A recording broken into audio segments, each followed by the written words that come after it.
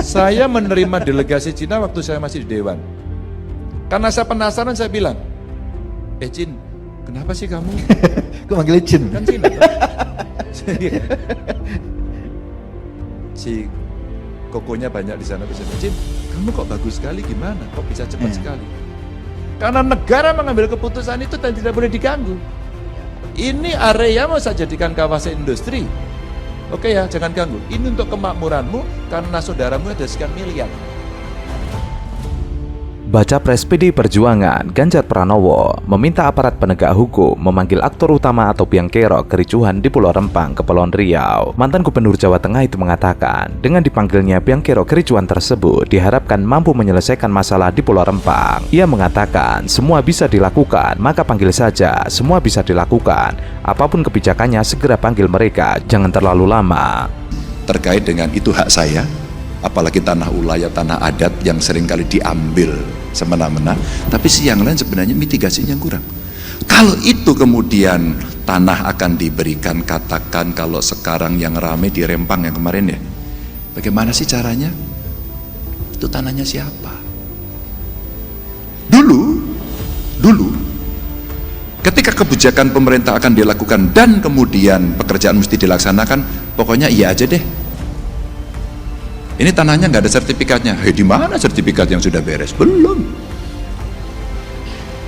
Mitigasi itulah yang kemudian penting untuk mencegah. Sehingga saya sampaikan kepada Menteri PU, Mama yang paling banyak ini, investasi penanaman modal saya sampaikan. Agar kemudian dia bisa tahu menjelaskan lebih dulu. Dan kadang-kadang pemerintah nggak mau. Menjelaskan, udahlah pakai undang-undang pengadaan tanah aja. Makanya ceklek. Begitu nggak mau, hukumnya berjalan. Begitu hukum berjalan, tampilannya adalah kekerasan. Itu yang terjadi. Selain itu, Ganjar mendorong pemerintah dan aparat penegak hukum agar mendengarkan aspirasi masyarakat setempat. Hal itu bertujuan agar masalah yang timbul bisa diselesaikan dengan cara berdialog, termasuk representasi masyarakat karena mesti didengarkan juga. Negeri ini punya orang Melayu, orang yang sangat cinta kepada negara kesatuan Republik Indonesia, yang berjuang karena Allah Subhanahu wa Ta'ala. Memohon kepada semua saudara-saudara yang ada ikatan Melayu, ikatan Islam, ikatan negara kesatuan Republik Indonesia, yang ada di Brunei Darussalam, yang ada di Malaysia, yang ada di Singapura, yang ada di perantauan dari Sabang sampai Papua, minta kepada Allah habis sholat subuh, habis sholat maghrib, habis sholat tahajud malam, baca surah Yasin tepat pada innama amruhu iza arada syai'an ayakula lahu kun fayakun. Minta kepada Allah supaya Allah berikan hidayah kepada orang-orang yang punya kekuasaan, supaya diberikan Allah Subhanahu wa Ta'ala pertolongan, supaya selamatlah hendaknya kampung-kampung tua yang ada di Rempang. Sebelumnya, penceramah kondang Ustadz Abdus Somad kembali bersuara mengenai konflik yang terjadi di Pulau Rempang. Kali ini, UAS meminta agar para pengacara berbondong-bondong membela warga Pulau Rempang yang ditangkap aparat kepolisian. Kalau menolong seekor anjing saja ada pahalanya, apalagi menolong saudara di Pulau Rempang. Oleh karena itu, penceramah berdarah Melayu itu meminta agar pengacara bisa menolong sejumlah warga Pulau Rempang yang ditangkap. Kita satu bangsa, satu negeri, satu saudara yang sama. Jadi saya harap semuanya tidak saling menyakiti. Ya, walaupun mungkin ada fungsi-fungsi organik, baik itu di TNI, di Polri khususnya, ada juga beberapa di Satpol PP. Tentu saya kira kita memandang semua masyarakatnya sebagai saudara, sehingga bisa melakukan tindakan-tindakan yang humanis. Dari masyarakat juga kita lihatlah, yang TNI, Polri kadang-kadang untuk menyampaikan perintah bertindak di lapangan karena mereka juga lelah dan sebagainya, pahami sebagai saudara sehingga bisa saling duduk. Para pejabat juga saya mohon pahami masyarakat ini bukan objek sebagai objek bisnis atau objek proyek, harus mencapai kemakmuran. Ya, tentu kemakmuran itu penting, tapi juga kebahagiaan secara sosial itu jauh lebih penting.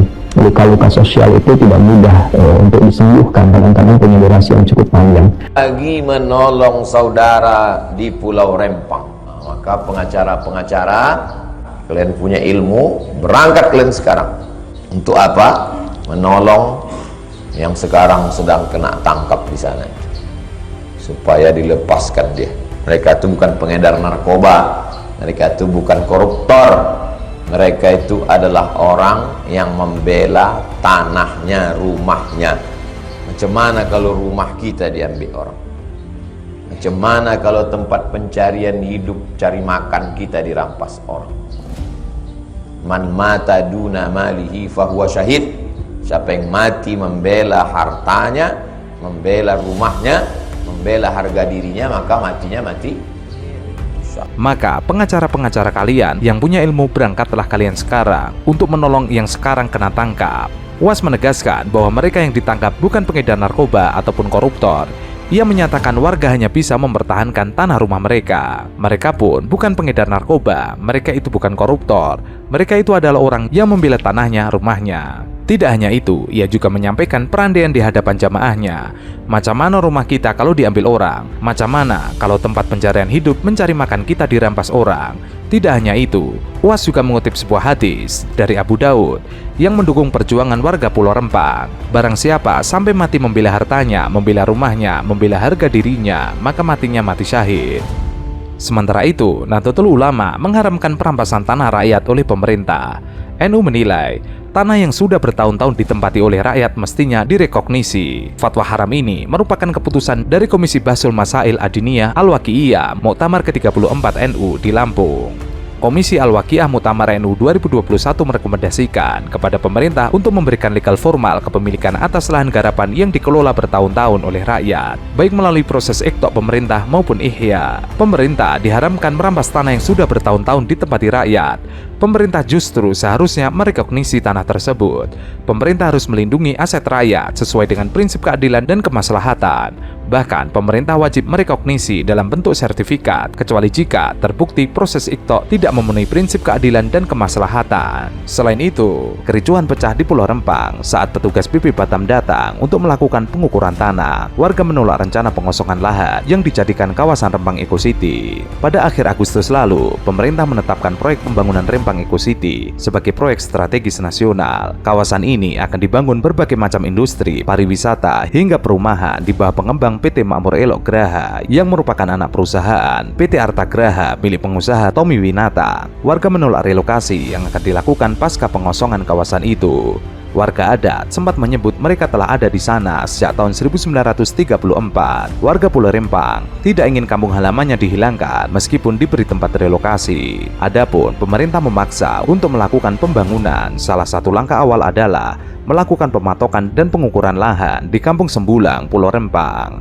Kampung ini menjadi titik awal pembangunan pabrik kaca terbesar asal Cina bernama Xinyi Group.